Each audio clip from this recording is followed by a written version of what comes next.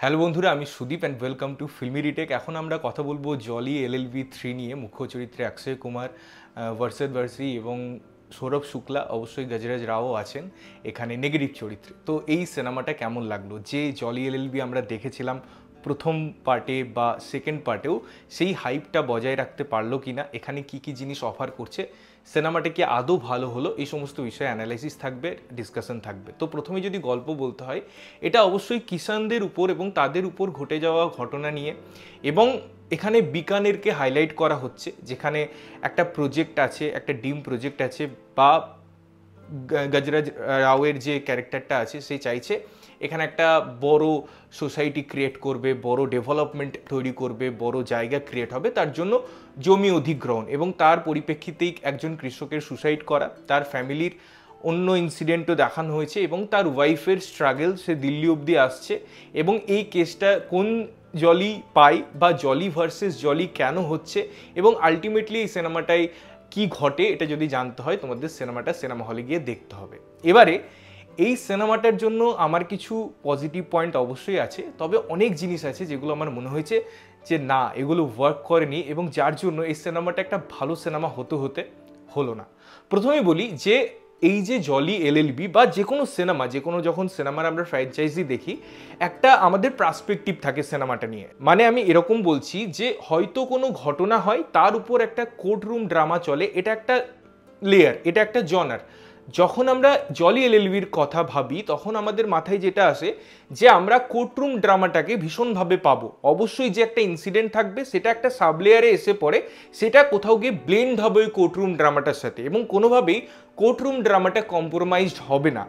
But এক্ষেত্রে না, প্রথমেই সেই জিনিসটাই হয় না। অর্থাৎ এই সিনেমার ফার্স্ট হাফ শুধুমাত্র এস্টাবলিশমেন্টে গেছে, জলি ভার্সেস জলি বা তাদের কনফ্লিক্টগুলো দেখানো হয়েছে, পাশাপাশি অবশ্যই যে মূল ঘটনা, অর্থাৎ কৃষকদের যে একটা অবস্থা, জমি অধিগ্রহণ, সেগুলো সাবপ্লটে চলতে থাকে।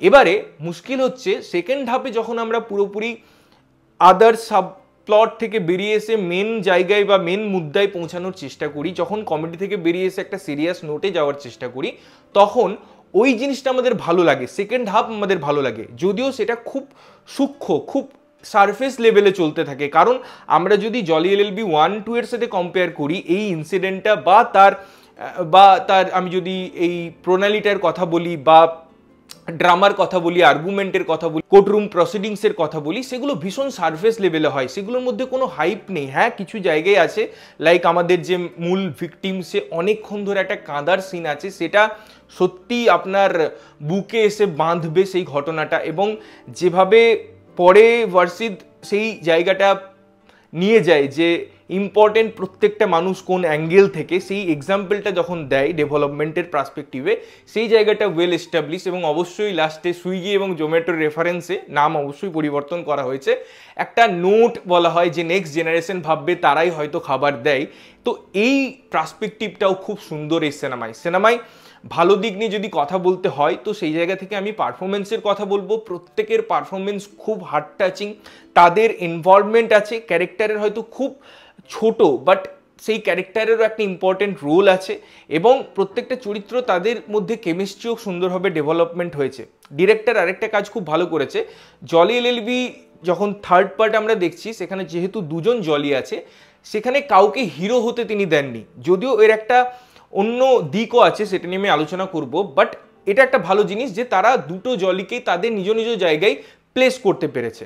আরেকটা ভালো হচ্ছে এই সিনেমায় যে সাবজেক্টটা নিয়ে কথা বলছে, সেই সাবজেক্টটা নিয়ে কথা বলাটা খুব ইম্পর্টেন্ট, এবং সেই সাবজেক্টটা এত সুন্দরভাবে কনভে হয়ে যায় সেকেন্ড হাফে, যে আপনার কোথাও গিয়ে যে পুরনো জিনিসগুলো যেগুলো আপনি মিস করছিলেন, সেগুলো হয়তো ওভারকাম করে যায়, বিকজ এর ক্লোজারটা খুব সুন্দর, সিনেমাটার যে জায়গায় এন্ডিং হচ্ছে সেই জায়গাটা খুব সুন্দর। তো সেই কিছু কিছু সিনেমা এরকমও হয় যে লাস্টে এমনভাবে সেটাকে ক্লোজার দেয় না, পুরনো আপনার কমপ্লেনগুলো ভুলে যেতে ইচ্ছা করে। তো সিনেমাটা কিন্তু সেই জিনিসটাও অফার করে দেয়। এবারে এই সিনেমার যেমন আমি বলছিলাম যে কমেডি সিনেমায় ওয়ার্ক করে, সত্যি বলতে বিভিন্ন জায়গা আছে, কোথাও স্ল্যাপস্টিক মনে হয় না, আপনি অজান্তেই হাসবেন, এবং সেগুলো ওয়েল ডিজাইনড। ডায়লগ রাইটিং খুব সুন্দর, মিনিংফুল, জাস্টিফিকেশন আছে প্রত্যেকটা রাইটিং, এবং খুব স্ট্রং সেটা ডেলিভারি হয়।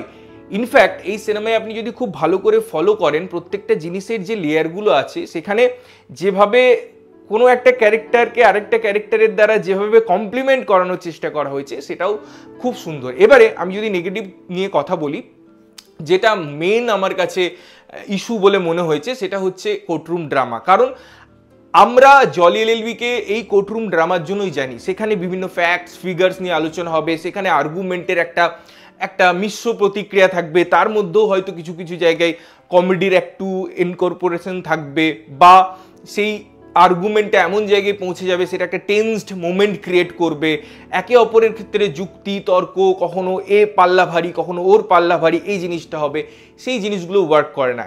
রাদার সেকেন্ড হাফে মেন যে পার্টটা সেটা অক্ষয় কুমারের হাতেই চলে যায়, তাকেই হিরো হিসেবে আনা হয়। অবশ্যই লাস্টে ক্লোজারে বা সেরকম জায়গায় ওয়ারসিদকে প্লেস করা হচ্ছে, বাট কোথাও গিয়ে আমার মনে হয়েছে যে যেভাবে এই কনক্লুশনটা করানোর দরকার সেই জায়গায় এই জিনিসটা করানো যেতে পারেনি। রাদার এই জিনিসটার জন্য আউট অফ কনটেক্সট একটা জায়গা তৈরি করা হয়েছে গ্রামের, যেখানে একটা ইনসিডেন্ট হচ্ছে, যে ইনসিডেন্টটা কিন্তু কেউ করাতে চাইবে না। যখন একটা কেস অলরেডি পেন্ডিং, যখন একটা কেস চলছে, তো সেই সাবপ্লটটা শুধুমাত্র আনা হয়েছে এই যে নেক্সট পার্টে বা সেকেন্ড হাফে যখন পুরো কনভারসেশনটা হবে বা কোর্টরুম ড্রামাটা হবে, সেখানে যাতে অক্ষয় কুমারকে প্লেস করা যেতে পারে। তাই ওই সাবপ্লটটা না, ইন্টেনশনটা মনে হয় জাস্টিফাইড নয়, সেটা ভীষণ ক্ষীণ হয়ে যায়। সেকেন্ড, এখানে জাজ বা আমরা যদি শুক্লা বাবুর কথা বলি, তার একটা লাভ অ্যাঙ্গেল দেখানো হচ্ছে যেটা কোথাও গিয়ে আননেসেসারি মনে হয়, ড্র্যাগড মনে হয়। এবং ফার্স্ট হাফ প্রচণ্ড ড্র্যাগড, সেখানে অযথাই জিনিসপত্র হচ্ছে। জলি ভার্সেস জলিকে এমনভাবে এস্টাবলিশ করা হয়েছে যে কোথাও গিয়ে মূল ঘটনাটা লঘু হয়ে গেছে, বা সেটা পর্যন্ত পৌঁছাতে, মূল বক্তব্য পর্যন্ত পৌঁছাতে অনেক লেট করে নেয়।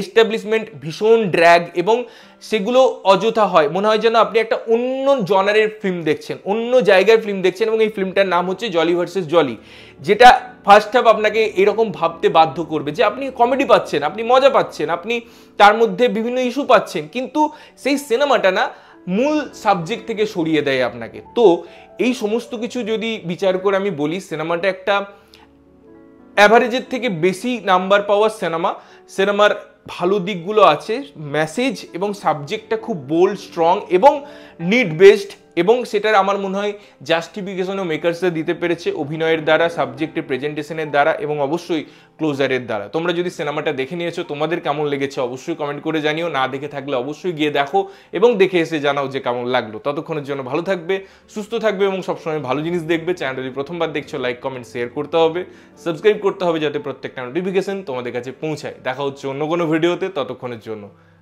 টাটা।